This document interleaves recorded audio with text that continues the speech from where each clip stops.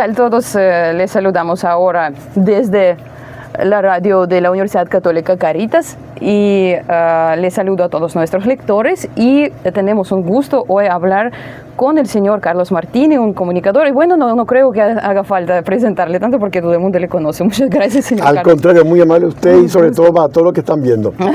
Bueno, un poco sobre literatura rusa. ¿Qué tal le conoce y cuáles autores son sus favoritos o capaz a alguno le guste? Si puede comentarnos un poco. Me encantan los autores rusos desde hace mucho tiempo, pero hay una anécdota cinematográfica en particular que me afectó. Yo no había leído todavía esa obra de Tolstoy que es tan fuerte, digamos, Ana Karenina.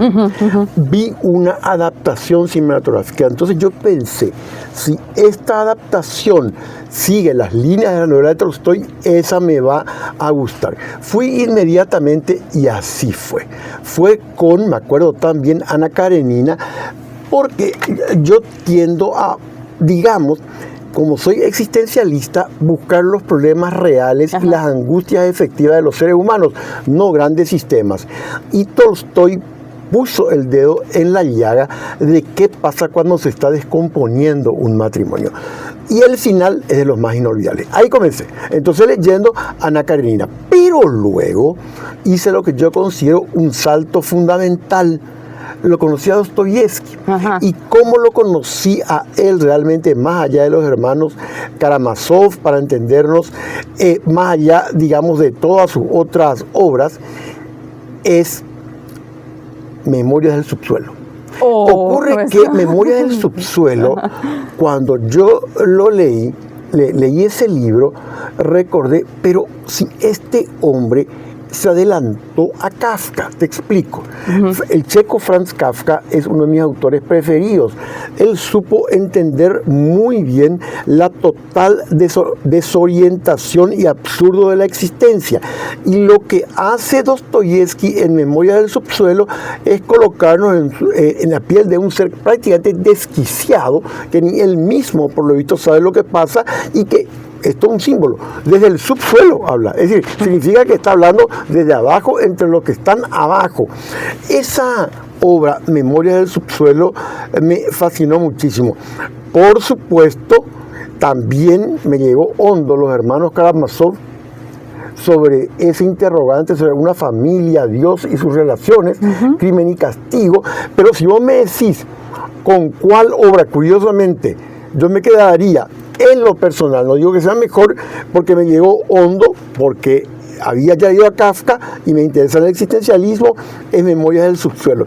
Y a raíz de tu pregunta me estaba acordando de una obra de teatro que la vi hace mucho tiempo en Madrid, porque yo estudié en Madrid en educación universitaria y fui una noche a ver, me acuerdo como si fuera ayer, yo te hablo del año 80, El Jardín de los Cerezos de Chekhov. Eso es lo que significa la nostalgia por algo que definitivamente se perdió, porque el Jardín de los Cerezos es más que el Jardín de los Cerezos. Pasado el tiempo, fíjate cómo el cine influyó en mí, vi una versión cinematográfica de Lolita de Nabokov. Pero acá hay algo, dije yo, y fui al libro y me encantó.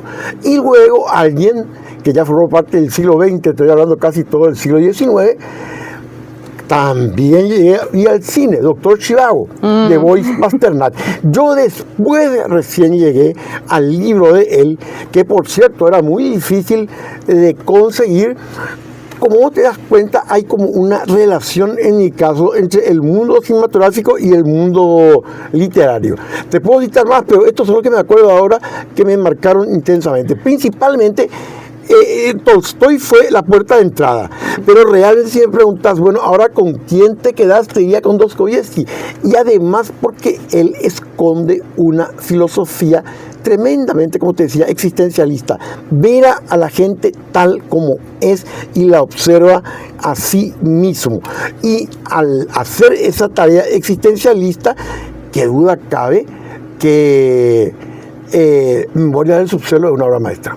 Cierto es que muchos dicen que la literatura rusa es demasiado profunda, demasiado oscura, demasiado nos hace pensar. Es así, porque yo creo que forma parte del estilo propio de los rusos. Hay una frase, fíjate vos que hay frases de Tolstoy que llegan a cualquiera que no sea ruso. Hay una que me estoy acordando, no sé en cuál de sus libros nomás está, dice, el infierno no existe, coma. Pero si existe, fue hecho por el hombre a imagen y semejanza suya. Nosotros somos los principales demonios. Esa visión me llegó siempre, no recuerdo en qué parte está, o incluso si es que no está en ninguna de sus novelas, y él la dijo en algún momento. Además, su biografía es tremendamente truculenta, la de Dostoyevsky.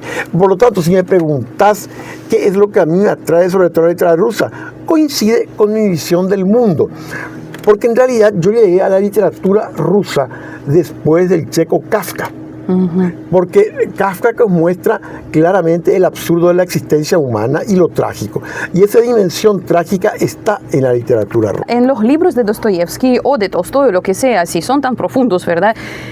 Hablando de nuestros demonios propios, hablando de nuestros problemas tan profundos, ¿podemos encontrar una solución? Interesante es la pregunta. Yo soy de los que cree que la literatura tiene que hacernos preguntas sobre nosotros mismos, pero somos nosotros los que tenemos luego que decidir. La clave de la literatura para mí está en hacernos preguntas, en tocar fibras íntimas y el descender a los sótanos de las tinieblas, lo que somos nosotros. Freud, que por supuesto no era ruso, el fundador del psicoanálisis, decía siempre lo siguiente. Él tuvo un intercambio de cartas con Einstein poco antes de la Segunda Guerra Mundial. Einstein decía que el problema allí era esencialmente político. Freud le decía, mire, yo siento contradecirlo, pero creo que en el ser humano anida un amor profundo hacia el odio y la destrucción. No puede ser, decía Einstein. Pasó el tiempo y Einstein le escribe a Freud, ahora él, había sido que usted debe tener algo de razón. Esa visión, entre comillas, freudiana, está también en la literatura rusa, que sobre todo para mí el valor central es que con relatos muy accesibles nos muestra el espejo de nosotros que no queremos mostrar a nosotros. Usted como escritor, ¿qué preguntas hace a los paraguayos en sus libros para que piensen? Una de ellas, sin ninguna duda, ¿qué sentido tiene la vida? La otra cuestión es cómo asumimos las pérdidas, porque toda mi literatura tiene que ver con lo perdido.